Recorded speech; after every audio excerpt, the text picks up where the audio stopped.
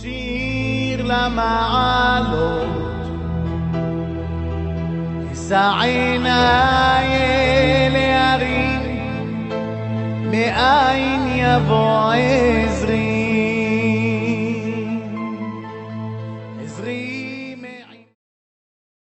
Birshut Morei Verabotai, avec la permission d'Hachem, j'espère que vous allez bien. Comme vous savez que ce confinement-là qui s'appelle le confinement de la Corona, il nous a rapprochés beaucoup vers Akadosh Baruch Hu. Vous savez que ce matin, j'étais en train de lire la Gemara Shabbat, et j'ai vu dans la Gemara qu'elle raconte la grandeur de Hillel Hazaken. Une fois, il y avait un monsieur qui a fait un pari avec un autre monsieur. Parce que Hillel Hazaken, il était réputé, il était connu, qu'il était très humble, très patient, très patient. Il faut dire que Hillel Hazaken, c'était le petit-fils de David HaMelech. Il habitait à Babel, en Babylone, et il est monté en Israël. Il était très pauvre. Et il allait écouter la Torah de Shemaïa et Avtalion. On connaît tous le miracle qu'il y a eu, que le pauvre, il n'avait pas les moyens pour payer, parce qu'à l'époque, pour entrer à la yeshiva, il fallait payer d'argent au gardien. Et le pauvre, un jour, il n'avait pas d'argent pour payer le gardien. C'est-à-dire que les gens qui devaient venir écouter la Torah chez Shemaïa et Avtalion, le vendredi soir, alors il fallait qu'il donne l'argent au gardien avant Shabbat. Et lui, le pauvre, il n'avait pas d'argent avant Shabbat. Quoi donner au gardien? Alors, il est venu, et il a dit au gardien, mais tu m'as pas payé avant Shabbat, tu rentres pas. Alors, Hillel Hazaken, il voulait à tout prix entendre la Torah de Shemaïa Avtalion. Alors, qu'est-ce qu'il a fait? Il a eu une idée, c'était en plein hiver, il est monté sur la terrasse, et sur la terrasse, il y avait là-bas un petit trou sur la terrasse, pour écouter un peu. Je ne sais pas s'il a écouté, il n'a pas écouté, mais pour vous dire l'amour qu'il avait pour la Torah. Et il s'est passé que, tellement qu'il était concentré pour écouter, la neige a commencé à tomber, et à un moment donné, Shemaïa et Avtalion, ils voyaient que, on dirait qu'il y avait quelque chose sur la terrasse. Ils voyaient, parce qu'il y avait là-bas peut-être une vitrine ou quelque chose comme ça. Et à travers la vitrine, ils ont vu, il y avait là-bas une ombre. Alors, ils sont montés, ils ont trouvé Hillel Hazaken en train de grelotter de froid et était presque congelé. Tout de suite, ce qu'ils ont fait, ils l'ont fait descendre au Beth Midrash, ils l'ont mis à côté du feu, ils ont commencé à le frotter avec la chaleur, et ils ont dit, ça vaut la peine de profaner Shabbat que pour sauver la vie de Hillel Hazaken. Et finalement, lorsque Shemaïa et Avtalion, ils ont vu comment Hillel Hazaken, il avait l'amour de la Torah, tellement qu'il aimait la Torah, il était prêt à donner sa vie pour la Torah, alors ils ont décidé, ils ont jeté le gardien, ils ont interdit au gardien de demander de l'argent aux gens. Celui qui veut rentrer étudier, qu'il rentre étudier la Torah gratuitement. Pour vous dire, mes amis, à combien il y avait des tzadikim qui aimaient la Torah.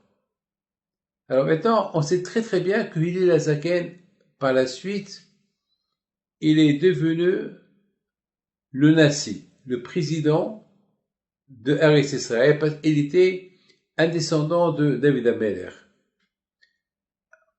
On connaît très bien Shammai et Hillel, Bet Shammai et Bet Hillel, la yeshiva de Bet Shammai et la yeshiva de Bet Hillel.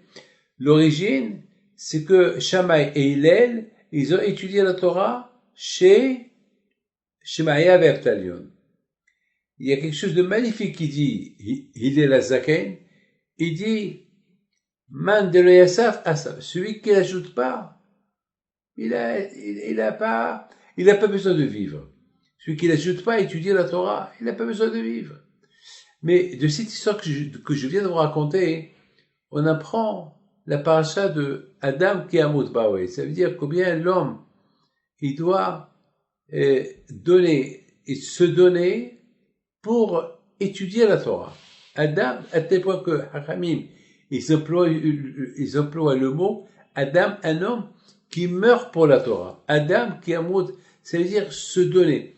Vous savez, il y a des gens qui prennent le risque pour l'argent, ils vont prendre beaucoup de risques pour l'argent.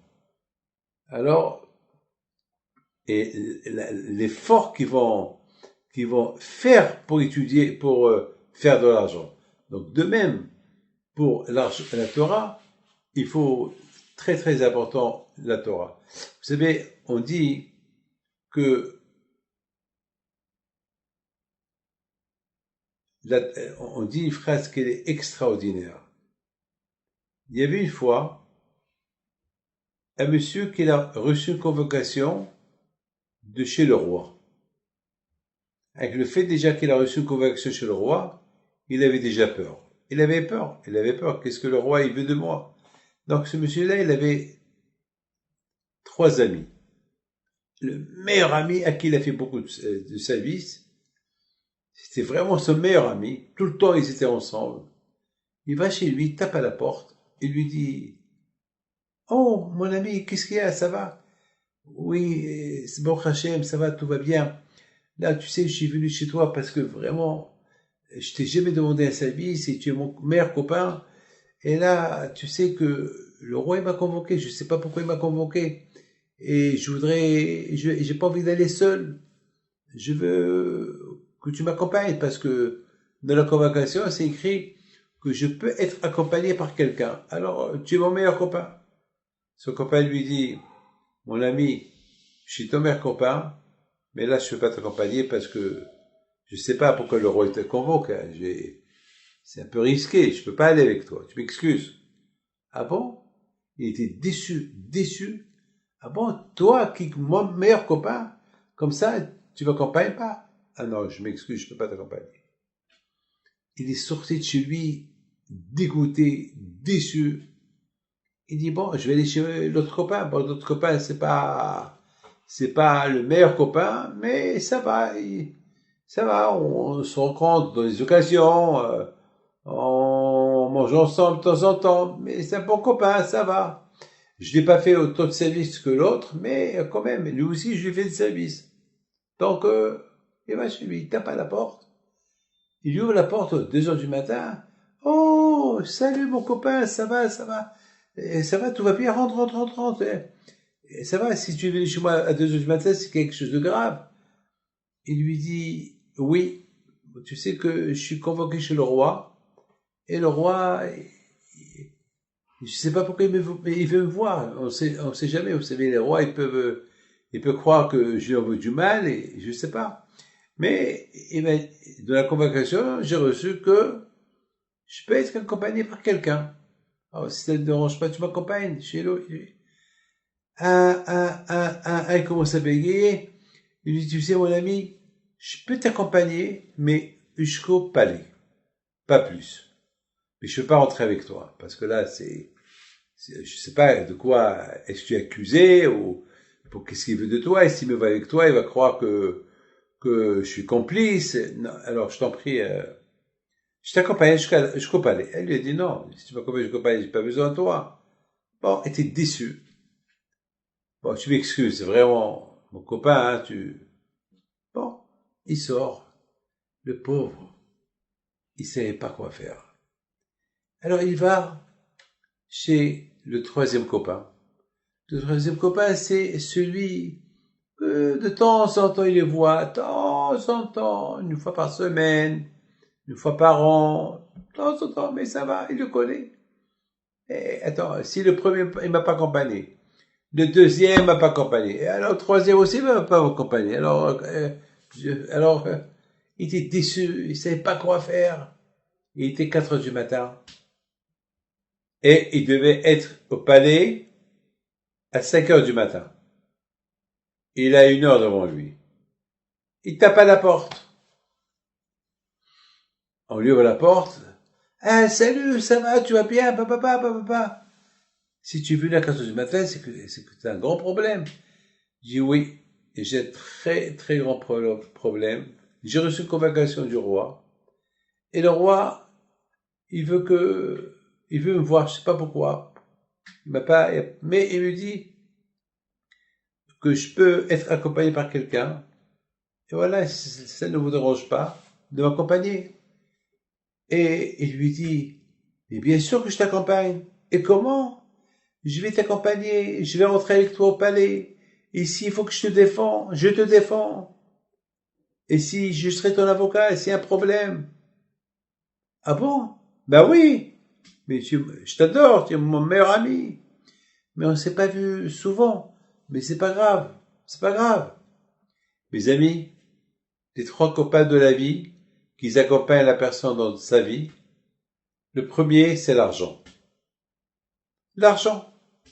Avec l'argent, elle nous aime et on l'aime. Mais après 120 ans, lorsqu'on reçoit la convocation pour aller chez Akadosh Baruch Hu, elle nous accompagne pas. L'argent, il reste sur place. Le deuxième copain que nous avons dans la vie, c'est la famille. La famille. La famille. Alors, la famille, le jour qu'après 120 ans, il arrive, la famille va accompagner le papa jusqu'à la tombe. C'est son palais, c'est sa maison. Et après, ils retournent chez eux. Ils vont pas l'accompagner là-haut. Mais troisième ami, accompagnateur de la personne à vie et après la mort, c'est la Torah. La Torah, si on avait fait la Torah dans la vie, si on a respecté les missions dans la vie, alors la Torah, elle accompagne la personne jusqu'à là-haut.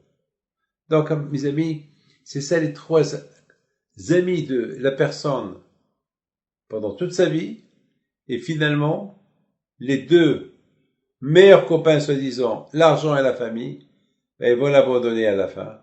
Il n'y a que la Torah qui va le guider. Et c'est la raison, mes amis, pourquoi cette paracha de cette semaine, elle est spectaculaire. La fin de la paracha de la semaine dernière, non, ça veut dire de Shlach Lecha, parce que nous, en Israël, on a lu Shlach Lecha hier, mais vous allez la lire, si Dieu veut, vous allez la lire cette semaine.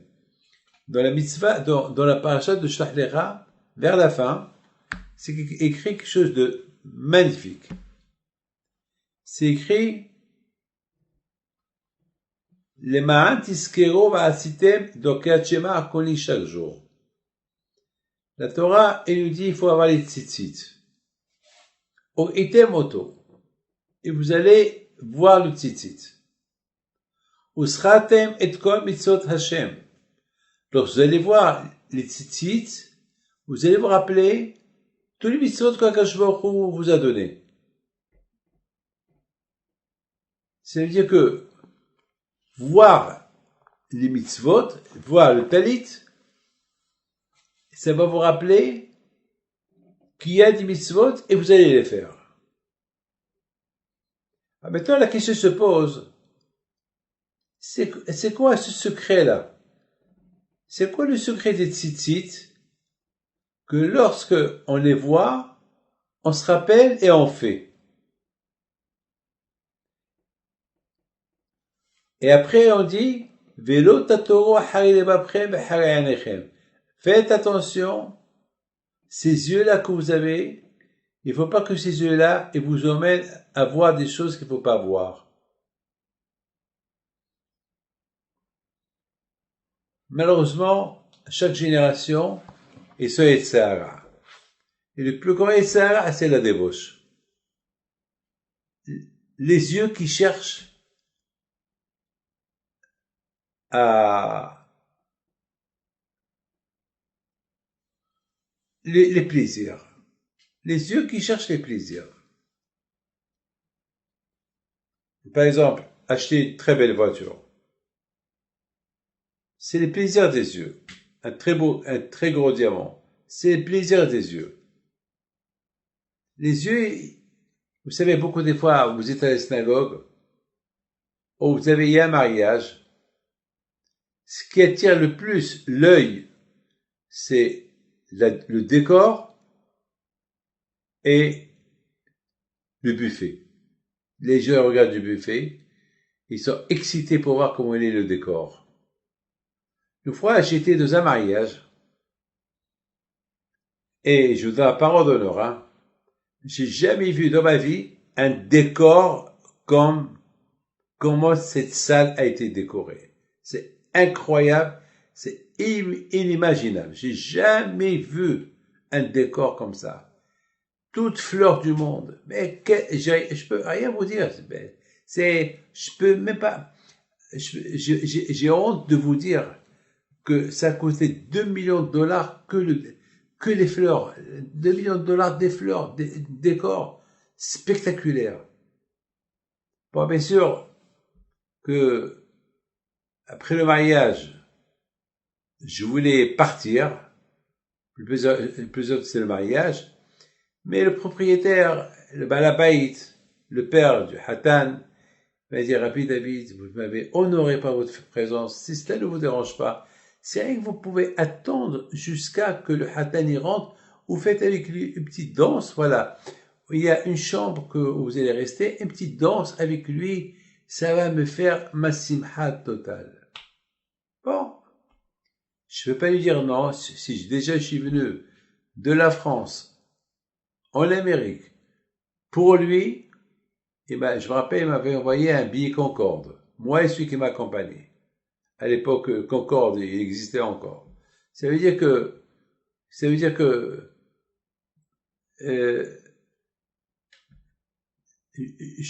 suis arrivé le matin et je dois quitter le lendemain matin pour retourner et je me rappelle, c'était 2h30 de vol. 3h moins quart de vol. Bon, je pouvais pas lui dire non. J'ai dit d'accord. Mais, simplement, j'ai vu le menu qu'il y avait sur la table. J'ai pris le menu. C'était un menu 0. Donc, tu vois tout ce décor-là. Tu vois le menu. Il n'y avait rien. Rien. Alors, bien sûr, je voulais voir l'assiette. Alors, j'ai dit à ceux qui m'accompagnaient, dis-leur que j'ai faim, je veux manger. Donc, le propriétaire, tout de suite, il a apporté lui le plat parce qu'il veut, le rave, il reste là que pour la danse et partir. On m'a apporté un plat. Je vous donne la parole d'honneur, c'était le plat des pauvres. Il y avait une toute petite pomme de terre. Il y avait un petit morceau de canard. Mais là, je vous dis un petit morceau, ça veut dire, le tout peut-être s'il n'y avait même pas 50 grammes, le tout, c'est rien, une petite carotte. Et j'ai dit, c'est ça le repas. D'accord? J'ai dit, je peux avoir le dessert. On m'a apporté un chocolat avec quelques fraises. J'ai dit, c'est ça le repas? That's it. Yes, sir. Il n'y a pas quelque chose d'autre plus que ça? Non. Ça veut dire, dans ma tête, j'ai dit, tout cet argent uniquement pour le décor. Le décor. Et c'est la vérité. Le décor, c'est la plus belle chose qu'il peut avoir. Le décor est rassasié la personne. Le décor est rassasié les yeux. Regardez une femme. Vous lui donnez un gros diamant, un beau diamant. Est-ce qu'elle va le manger? Non. Elle va faire quoi avec? Rien. Elle le voit. Il va décorer son doigt. Ça va durer combien de temps? Ben, ça va durer peut-être 24 heures. Pendant 24 heures, elle va le voir. Après 24 heures, ça, elle va l'oublier. Elle va s'habituer. Elle va oublier qu'elle a un gros diamant qui coûte, je sais pas moi, 100, 200 000 dollars. Une fois, j'ai vu un diamant. C'est mon beau-frère qui m'a montré ce diamant.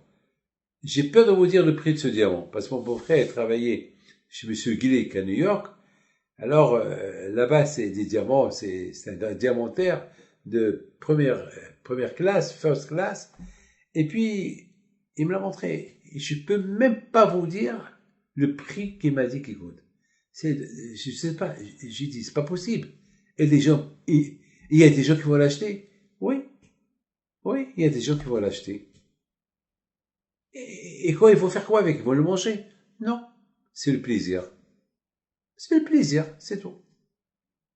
C'est un plaisir qui va rester dans ce monde-là. C'est un plaisir qui ne va pas l'accompagner. Mais il y a une chose, mes amis, qu'on apprend de ces plaisirs des yeux. Et te donne la Torah et te dit, voilà, je te donne un talit. Vous savez, lorsque quelqu'un meurt, on l'enterre avec 100 talits. Pourquoi 100 talits? Parce que le talit, il représente toutes les mitzvot. Parce que la Torah te dit, lorsque tu vois le talit, tu te rappelles qu'il y a des mitzvot, qu'il existe des mitzvot, et tu vas les faire. Ça veut dire qu'il faut kiffer. Tu kiffes, tu vois. Le talit est un plaisir. Comme ce plaisir-là que tu as de se voir ce beau diamant qui coûte une somme colossale, que tu vas l'offrir à ta femme, et que ta femme, elle va avoir ce plaisir de quelques jours après, elle veut un autre, ou peut-être après c'est fini, elle a plus de plaisir. Le plaisir, c'est un plaisir d'une minute, c'est tout. Lorsqu'on a faim, on nous apporte le meilleur repas du monde. On va le manger avec goût, on va le manger avec appétit, avec un peu de vin. Et après, on est rassasié. On nous apporte un steak 1000 fois mieux que le premier. Il n'y a plus de place pour le mettre. C'est dégoûtant déjà. Il y a une seule chose qui ne dégoûte pas dans ce monde-là. Et c'est elle qui va t'accompagner dans l'autre monde. Parce que dans l'autre monde, il n'y a pas de manger. Il n'y a rien. Il n'y a pas de voir. Il n'y a pas de vacances. Il n'y a rien. Pas de villa. Pas de voiture. Il n'y a rien. Jamais j'oublierai que quelqu'un qui est venu chez moi me dit, Rabbi David, faites-moi une bracha pour que le bon Dieu me protège de Enara. Je lui dis, de quel Enara? De quoi tu crains? Il me dit, voilà, toute ma vie, j'ai ramassé de l'argent, toute ma vie, j'ai travaillé, grâce à Dieu, j'ai réussi, et voilà, je vais acheter une Porsche jaune. Je dis, pourquoi jaune? Il m'a dit, c'est ou jaune ou rouge. Je dis, pourquoi ou jaune ou rouge? Pourquoi pas blanche? Pourquoi pas noire? Il m'a dit, non, parce que le jaune et le rouge, ça attire. Ça attire. Et moi, je veux que les gens me regardent. Mais j'ai peur du Enara. Je lui dis, Al-Hamar, je lui dis, espèce d'âne. C'est ça ton plaisir. Je lui dis, tu crois que moi j'ai rien à faire? À te faire la bracha? Je dis, d'accord. Alors tu veux que je fasse la bracha à ta Porsche ou à toi? Non, David, à moi, à toi. Alors je lui dis, comment tu t'appelles? Lucien. Alors, j'ai Lucien Ben Porsche. C'est ça? Non, mon père il s'appelle pas Porsche. Comment il s'appelle ton père? Haïm. Il dit Haïm. Haïm, c'est la vie. C'est ça qui t'intéresse. Ouais, sois un peu low profile. Abaisse un peu le profil. Dis-moi, Judy, je te connais, tu n'es pas millionnaire. Ça va, tu as un peu d'argent. C'est tout ton argent que tu les as mis dans la Porsche. Ça y est, tu es hasre, tu es Voilà, tu es vide, t'as plus rien. C'est ça, ta vie. Rabotai, les yeux, Hachem nous a donné des yeux et les yeux toujours ils ont faim. Ils aiment voir. Le tourisme. C'est quoi le tourisme? Pour aller voir. Je vais à Paris, je vais à Tour Eiffel, l'Arc de Triomphe, je vais à New York, je vais la Liberté, les gratte-ciel. Il y a des choses à visiter. Vous allez en Israël, vous allez au Kotel. Les yeux, ils veulent voir les yeux du tourisme. Il dit le Hafetz Haïm que ce monde-là, c'est un monde touristique. D'ailleurs, le Hafetz Haïm, il avait toujours une valise. Lorsqu'ils lui ont dit pourquoi tu as une valise, il a dit pourquoi ça je me rappelle que je suis touriste dans ce monde-là, que je suis pas éternel. Parce que je suis venu dans ce monde-là pour repartir. C'est un aller-retour. Donc c'est pas un monde où je vais rester là toute ma vie. Donc cette valise-là, elle me rappelle que lorsque je voyage quelque part, je prends avec moi une petite valise. Pour que je me rappelle que je suis que touriste dans ce monde-là.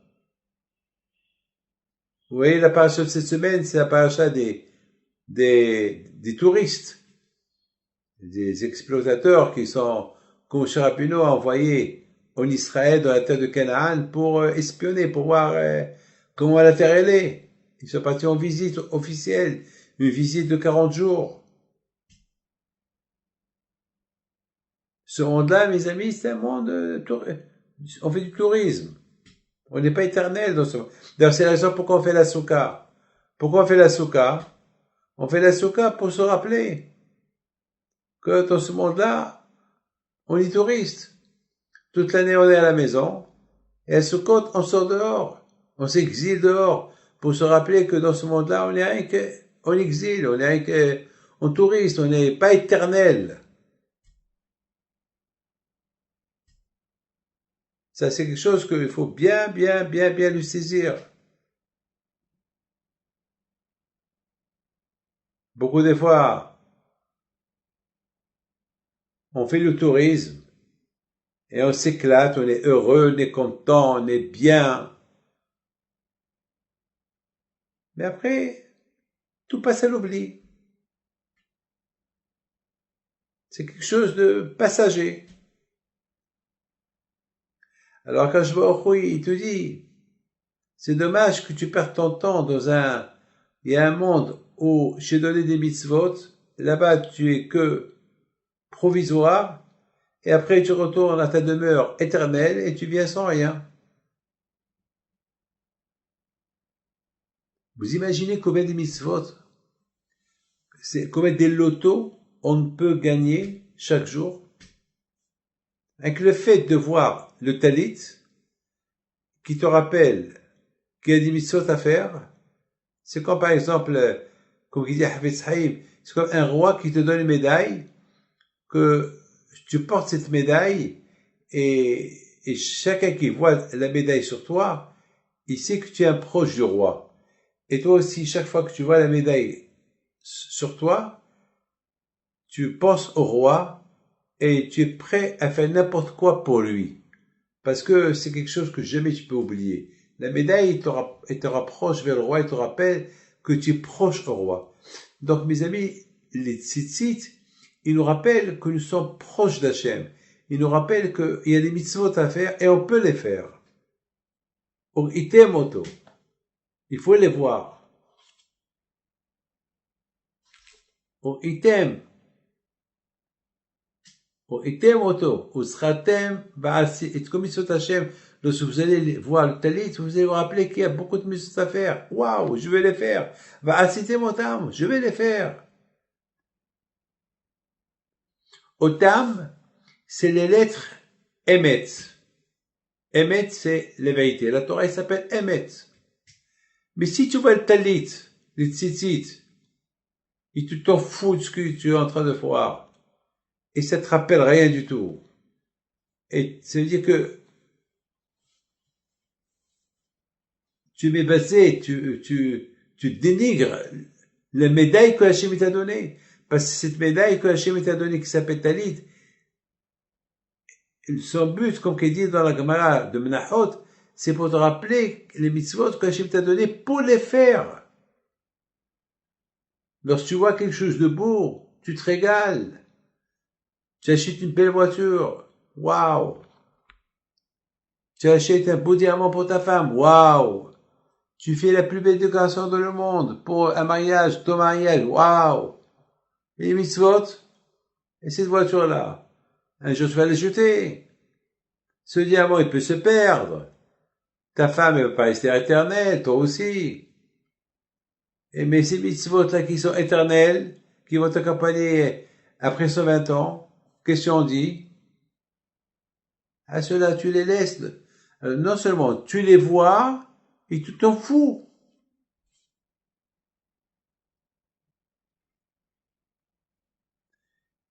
On dit dans Kriyat Shema, le but que Hachem nous a donné, de Talit, c'est pour qu'on sanctifie les yeux dans les mitzvot. Et Hashu Shalom, on va pas utiliser ces yeux-là pour autre chose. Mes amis, écoutez très bien. Dans la paracha de Shlach Lecha, on parle de ces 12 exploitateurs qui sont partis pour espionner Israël et que ça a mal tourné et à cause d'eux, on est aujourd'hui dans l'exil parce que ils ont critiqué Israël, ils ont parlé du mal sur Israël et à la fin, c'était très très grave. À la fin, c'était que Akadosh Baruch Hu, il leur a dit, vous allez mourir dans le désert et il y aura que la nouvelle génération qui va rentrer. Et pour vous, vous allez rester, vous allez crever pendant 40 ans dans le désert. Et le soir là-bas qu'ils ont pleuré, c'était Tisha B'Av. Et on sait très bien que le Beit HaMikdash a été détruit 2 fois Tisha B'Av. Et jusqu'à maintenant, on est en exil. Quelle est la connexion de cette histoire avec la fin de la paracha qui nous parle du Talit? Tu vois, tu te rappelles, tu fais les mitzvot. Quelle est la connexion? Quelle est la connexion? Attends, ces 12 princes d'Israël que Moshe Rabbeinu a envoyés pour faire l'espionnage et pour visiter, faire du tourisme, ils étaient presque invisibles. Un miracle. L'ennemi les a pas vus. Des miracles. Ne me dites pas qu'ils n'avaient pas de taït katan. Ils avaient un taït katan. Et le taït katan, ou un taït gadol, ils avaient des tfilines. Alors comment est-ce possible qu'ils voient le talit et ça les fait ni chaud ni froid? On vient de dire que lorsqu'on va talit, ça nous rappelle qu'il y a des mitzvot à faire et on les fait. Il faut faire attention à ce que tu vois et ça va nous aider à faire attention à ce qu'on voit et ça va nous connecter avec Hachem. Et en plus, ça rappelle la mort. Alors comment? Ça n'a pas fait aucun effet sur eux, le talit. Et de là, mes amis, on voit que s'il n'y a pas la volonté de la part de la personne, même le talit qu'il a, ça va être comme un fardeau sur ses épaules. Ça va faire ni chaud ni froid pour lui. Il faut la volonté. La volonté. Lorsqu'un homme il donne un beau diamant à sa femme, elle est super contente, super heureuse. Est-ce qu'elle est heureuse et contente du diamant ou elle est heureuse et contente de son mari qui lui a offert le diamant? Eh ben, s'il est heureuse et contente que du diamant qu'elle a reçu, ça veut dire qu'il s'en fout pas mal de son mari. Ce qui l'intéresse, c'est le diamant. Mais si vraiment elle aime son mari, ben c'est pas le diamant qu'elle aime. elle va toujours apprécier son mari. Pour elle, son mari, c'est le diamant. C'est pas ce diamant-là. Ça, c'est du nul, c'est rien du tout. C'est du toc. C'est un diamant que elle peut le perdre. Elle préfère perdre le diamant que perdre son mari. Pas le contraire que Dieu préserve, que perd son mari, pas le diamant. De même, pour les mitzvot que Hachem nous a donnés. Comment on voit ces mitzvot? Est-ce qu'on voit ces mitzvot-là comme venant d'Hachem, alors on aime Hachem qui nous les a donnés, ou bien on les fait par habitude? Allez, je mets les tefs. Voilà, je mets mes tefs. Je mange du kasher. Mais pour qui? Parce que, il n'y a pas de réponse. Comme une fois, j'étais dans un avion, il y avait un monsieur qui a mangé, il a commandé un repas kasher. Il a mangé le repas kasher. Mais je crois qu'il avait faim. Il a demandé, il a dit au steward, il n'y a pas un autre repas? J'ai faim. Alors, elle le regarde et lui dit, kasher, j'ai pas. Mais si vous voulez un repas d'Air France, on vous le donne. On a. Parce que il y a beaucoup des juifs, ils n'ont pas commandé le repas kasher et ils veulent pas manger le repas d'Air France. Donc, si vous voulez, on vous apporte un. Elle dit, ben oui, ça me dérange pas. Mais lui, il savait pas qui j'étais. Il savait pas qui j'étais. Donc, il a mangé. Et moi, ça m'a énervé. J'ai dit, je comprends pas. Il mange du kasher. C'est quoi? Il se contredit. Il commande un repas kasher. Après, il mange du tarif. Alors, pourquoi il a commandé le kasher? Et à un moment donné, vous savez, il y avait pas, il s'est levé, il marche. Bien sûr, il voit un rabbin, moi, il me fait un sourire. Maintenant, lui, il savait pas que j'ai vu ce qu'il a fait. Parce que moi, j'étais derrière lui. C'est que le problème était, c'est que, au moment qu'il a parlé, j'étais debout. Parce que moi, dans l'avion, je marche. Alors, j'ai écouté, j'ai vu. Maintenant, lui, il sait pas que j'ai vu. Il me fait sourire, je te fais sourire. Il me dit, vous allez à New York? Je dis, oui, je vais à New York. Vous avez une synagogue là-bas. Déjà, synagogue, il sait que Barbus, c'est synagogue, c'est Yeshiva, c'est... Je dis, oui. Vous êtes d'où? Je suis marocain. Un marocain? Ah, moi aussi, je suis marocain. Ah ben, c'est bien. Quelle famille? Kadosh. Et vous? Moi, Pinto. Ah, il a commencé à bégayer. Pinto? Oui, Pinto. Mais vous avez une ressemblance à Rabbi Haim Pinto. C'est mon grand-père. Waouh, Rabbi Haim Pinto. Waouh, waouh, waouh. Vous êtes le petit-fils. Quel kavod, quelle chance vous rencontrez. Oh là là. Ma mère, elle allume toujours les veilleuses de Rabbi Haim Pinto. Et elle a commencé à me raconter une histoire. Et on parlait que de Rabbi Haim Pinto. Je lui dis, vous mettez de tefilin? Et comment? Bien sûr, je mets de tefilin chaque jour. C'est pas toute la prière, mais je fais la bracha. Et je mange kasher.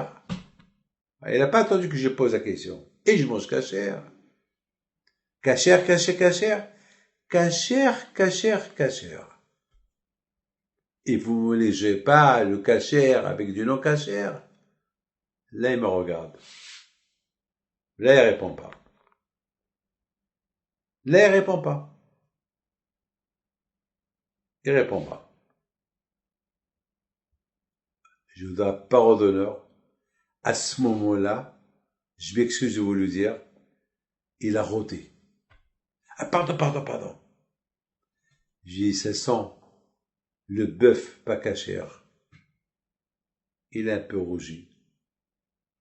J'ai dit, alors, à quoi ça sert le talit que tu mets? à quoi ça s'agit tef que tu mets? Le talit que tu mets, il devait te rappeler l'existence d'Hachem, l'existence de la Torah et des mitzvot. Et ce talit-là que tu portes, c'est ça qui va confirmer après 120 ans, qui va t'accompagner devant Akadosh Baruch Hu pour t'aider à justifier ta présence dans ce monde-là. Alors, tu te contredis. Alors ça veut dire quoi? Ça veut dire que je mange du kasher, mais s'il n'y a pas de kasher, je mange du taref. Alors c'est pas Hachem que tu aimes, c'est le manger que tu aimes. Et je voudrais, mes amis, terminer avec lorsque les Meraglim, lorsque les espions qu'ils ont quitté Moshe Rabbeinu, ils ont quitté le camping juif pour aller faire de l'espionnage, visiter Vayatoro, du tourisme, ce que vous voulez, des exploitateurs. Ils sont partis. C'est écrit qu'ils sont partis de Midbar Paran, le désert de Paran. Et lorsqu'ils sont retournés, c'est écrit, ils sont retournés Midbar Paran Kadesh. Ils sont retournés au désert de Paran, mais Kadesh. Kadesh, je n'ai pas compris pourquoi c'est écrit Kadesh. Lorsqu'ils ont quitté, c'est écrit qu'ils sont partis uniquement comment ça s'appelle? Ils sont partis uniquement de Midbar Paran, mais le retour, ils ont ajouté le mot Kadesh. J'ai pas compris pourquoi. J'ai pas compris pourquoi.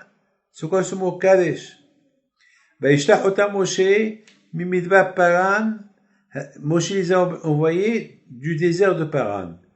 Mais au retour, c'est écrit, ils sont arrivés au désert Midbar Paran Kadesh. J'ai pas compris. Pourquoi ce mot Kadesh? Kadesh, c'est ça. J'ai pas compris pourquoi Kadesh. Pourquoi au départ, c'est pas écrit que Moshe les a envoyés du désert de Paran, Kadesh. C'est quoi? Au retour, il y a le mot Kadesh. Les amis, j'ai pensé que lorsqu'ils sont retournés d'Israël, ils ont apporté avec eux des fruits d'Israël, des bons fruits, des fruits énormes. Et ces fruits-là, ils ont la Kedusha de Eretz Israël. En plus, ils sont venus de la terre d'Israël, la terre sainte. A priori, ils devaient être imprégnés de la sainteté de ces fruits, de la sainteté de Eretz Israël. Et eux, ils ont critiqué Eretz Israël. Ils ont critiqué la sainteté d'Eretz Israël. Alors, ils n'avaient pas de talit katan qui les rappelle comment se comporter, qui les rappelle que le talit, si te rappelle qu'il y a des mitzvot à faire, il faut les faire. Et si talit-là, il te rappelle qu'il y a une fin, comment? Eh bien, mes amis, il y a des gens qui vont porter un talit uniquement comme un vêtement, sans plus. Alors là, c'est grave. C'est pour ça que ce talit-là, il n'a pas fait beaucoup d'effet sur eux. Parce que pour que le talit, il fait l'effet sur toi, il faut que tu aies la volonté que ce talit-là, il va t'aider. Ce talit-là, il représente la médaille d'Hachem. Et tu t'attaches à Hachem. Merci Hachem que tu m'as donné cette médaille. Cette médaille, elle me connecte à toi. Je fais pour toi ce que tu veux. Et si tu t'en fous de la médaille que le bon Dieu t'a donnée, que le roi des rois t'a donnée, ça c'est un problème. Voilà mes amis, je voudrais terminer avec une histoire que la Gemara raconte.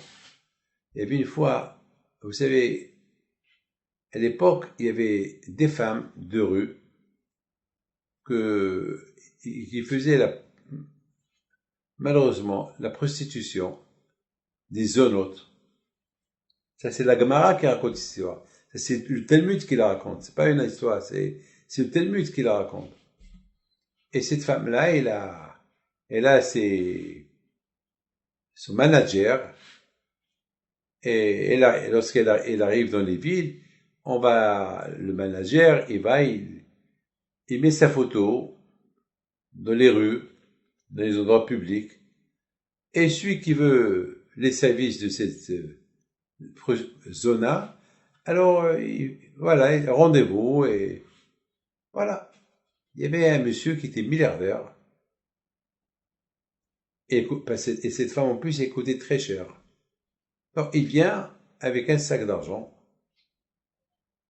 il prend rendez-vous, et bien sûr, il arrive chez elle, il y avait des servantes, et il y avait des tantes, d'une tante à l'autre, et à un moment donné, il arrive, il voit la femme. Et la femme était assise sur un grand canapé, des parfums, il y avait là-bas du vin, et voilà, le monsieur, il commence à se déshabiller. Et au moment qu'il s'est déshabillé, il enlève le talit, il portait le talit. Dès qu'il a vu le talit, qu'est-ce qu'il fait? Il se rhabille, il se sauve. La femme était pas contente, était déçue. Elle dit, qu'est-ce qui se passe? Qu'est-ce qu'il a vu? Est-ce qu'il a vu un défaut en moi? Alors, elle n'a pas admis. Qu'est-ce qu'elle fait, la femme? Elle met quelque chose sur elle, elle court derrière lui, elle l'attrape. Il lui dit, je te rends ton argent, voilà, je t'apporte ton argent. Puisque tu n'as... Mais pourquoi tu es parti? Ça fait 1 semaine que tu attends ton rendez-vous. Pourquoi tu es parti? Quelle défaut tu as vu en moi pour que tu partes? Je suis belle, je suis parfaite. Je suis l'une des plus belles femmes du monde. Il lui dit, tu es belle, tu es la meilleure femme du monde, j'ai jamais vu une beauté comme toi. Mais le bon Dieu, il nous a donné une mitzvah, et que cette mitzvah, elle nous protège de la faute. Elle s'appelle tzitzit. Lorsque j'ai commencé à me déshabiller et j'ai vu les tzitzit, je me suis rappelé que il y a des mitzvot à faire, il faut les faire. Cette mitzvah me rappelle aussi la mort. Alors, tout ce que j'ai fait dans ma vie, je vais le perdre pour toi. Merci. Ah bon? Comment tu t'appelles? Il a dit, je m'appelle Reuven. Reuven, fils à qui? Reuven, le fils à Yaakov. Très bien. Cette femme-là, qu'est-ce qu'elle fait? La Gemara, le Talmud, il raconte. Cette femme, elle est partie. Elle a tout vendu. Elle a donné la tzedaka. Elle a loué une maison. Elle a licencié tous les gens qui travaillaient pour elle. Elle est partie chez le rabbin de la ville.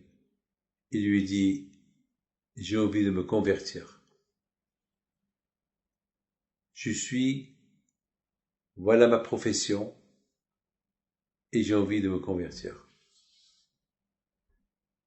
J'ai fait teshuva.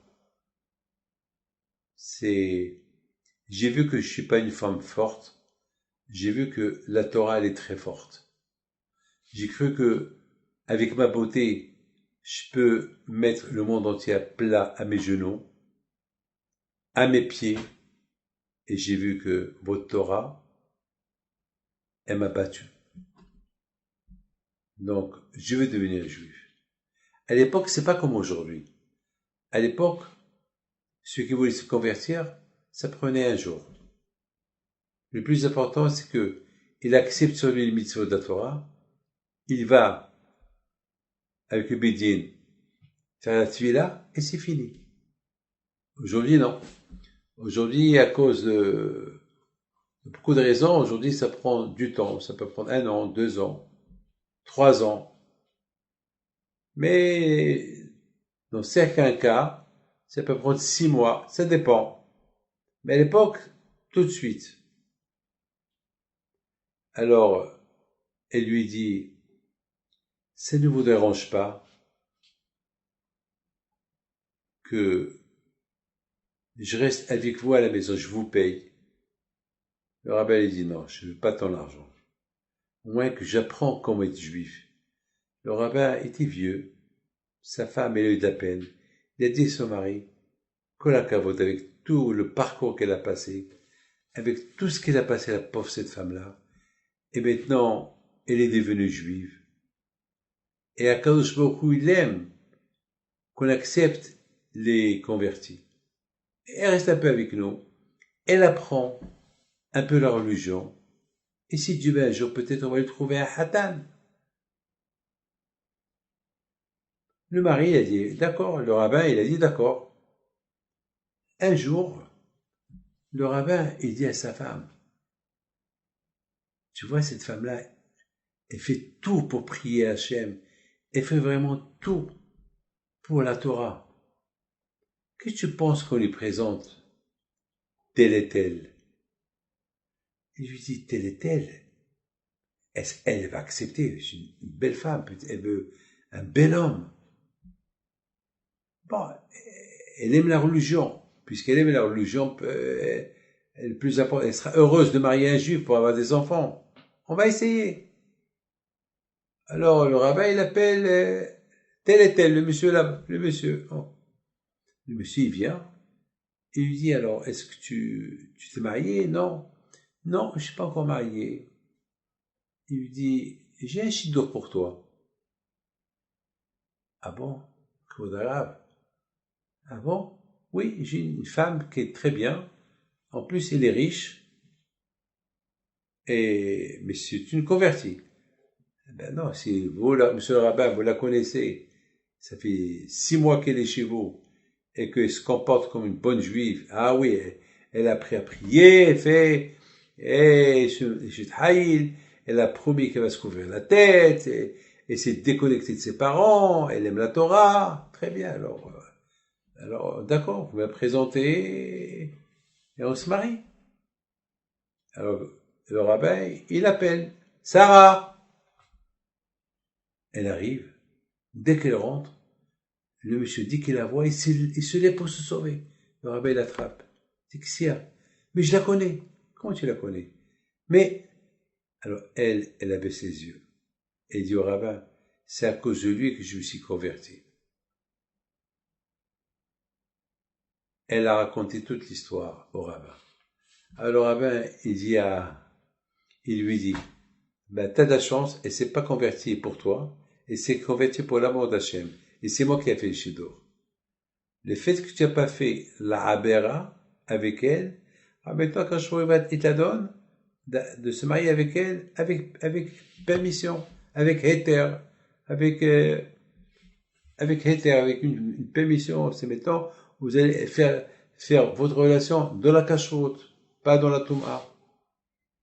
Et la même semaine, ou le même mois, il les a mariés. Ça, c'est une histoire que le Talmud nous raconte.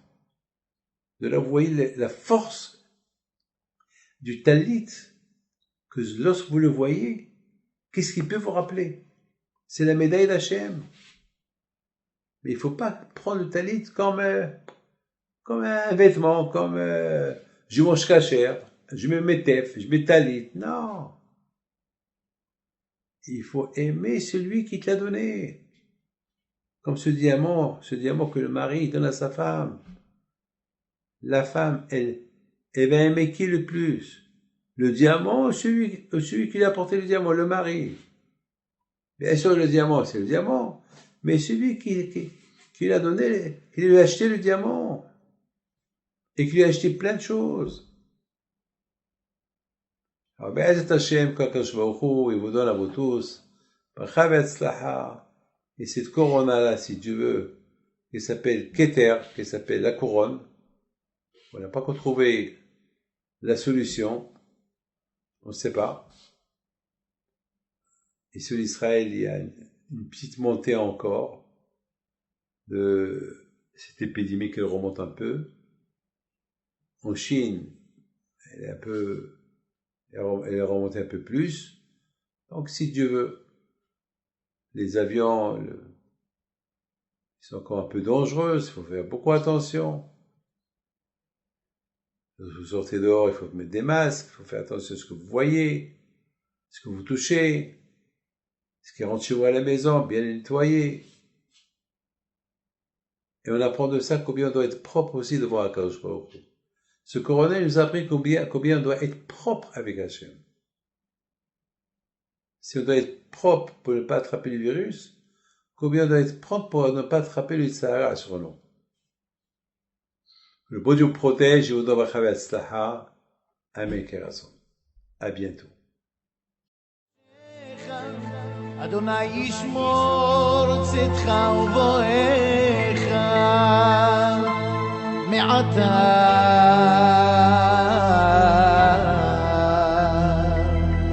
ועד עולם